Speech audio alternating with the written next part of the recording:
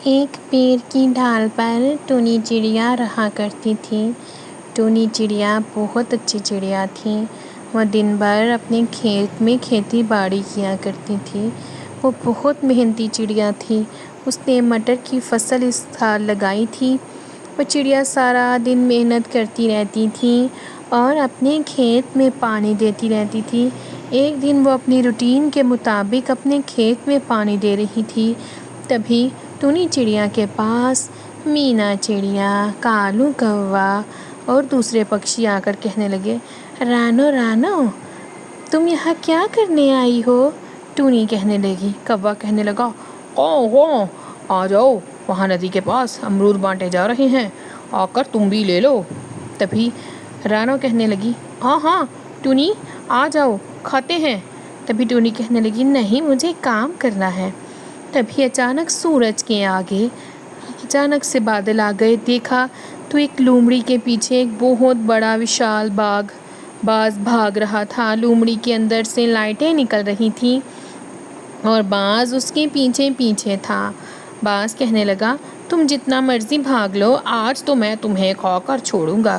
تبھی لومڑی ادھر بھاگتی کبھی ادھر بھاگتی، اس کے اندر سے لائٹیں نکل رہی تھیں اور باز اس کی تاک لگائے بیٹھا تھا۔ وہ لومڑی بھاگ کر ٹونی چڑیا کے مٹر کے کھیت میں گھس گئی اور کہنے لگی، کوئی میری مدد کرو، کوئی میری مدد کرو۔ تبھی ٹونی کے کہنے پر سارے پکشی اکٹھے ہو گئے اور انہوں نے باز کو گھیر لیا۔ سارے مل کر باز کو مارنے لگے۔ باز ڈر گیا اور اپنی جان بچا کر بھاگ گیا۔ تبھی لومڑی کہنے لگی، لومڑی کو ٹونی چڑیا نے جلدی سے مرہم رکھا، اس کو کاڑھا پلایا، اپنے گھر لے گئی، رات بتائی، اس کا خیال رکھا۔ ٹونی کہنے لگی، اب ٹھیک ہو نا ننھی لومڑی؟ لومڑی کہنے لگی، تم ایک اچھی چڑیا ہو، تم نے میرا بہت خیال رکھا ہے۔ یہ لو جادوئی مٹر، اس کو جب بھی تم لگاؤ گی، تمہارے لیے وشال مٹر کا گھر تیار ہو جائے گا، اور اب میں چلتی ہوں۔ اسی طرح کچھ دن بیت گئے اور جنگل میں تیز موسلا دھار بارش شروع ہو گئی۔ ٹونی، رانو اور کوا سب کے گھر بہہ گئے۔ ٹونی بہت پریشان ہوئی۔ سارے پکشی کہنے لگی، ٹونی، سب کے گھر جل گئے، کچھ کے گھر بہہ گئے، اب ہم کیا کریں گے، کیسے رہیں گے، ہم بھی جلد ہی مر جائیں گے۔ تبھی ٹونی کو یاد آتا ہے کہ اس کے پاس لومڑی کا دیا ہوا جادوئی بیج ہے۔ وہ جلدی سے اپنے جادوئی بیج کو رکھ دیتی ہے اور وہ اس کی مٹی ڈال کر اس کو لگا دیتی ہے۔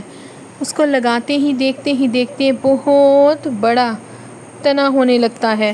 وہ پودا 2 سے 3 منٹ کے اندر اندر بڑا ہوتا ہوتا جادوئی مٹر گھر بن جاتا ہے۔ وہ اتنا خوبصورت ہوتا ہے کہ دیکھنے والے کا دل للچا جائے۔ وہ گھر سے آواز آئی، دیکھو ٹونی چڑیا، یہ گھر صرف نیک دل لوگوں کے لیے ہے۔ جو نیک دل ہوگا اس کو یہ گھر ملے گا۔ تمہاری نیک دلی ہی اس کو ٹھیک رکھے گی۔ سارے پکشی ٹونی چڑیا کے گھر میں آ گئے۔ باہر بہت ٹھنڈ تھی اور ٹونی چڑیا کے گھر میں مخملی جیسا بستر اور بہت گرمائش تھی۔ سارے پکشی خوشی خوشی رہنے لگے۔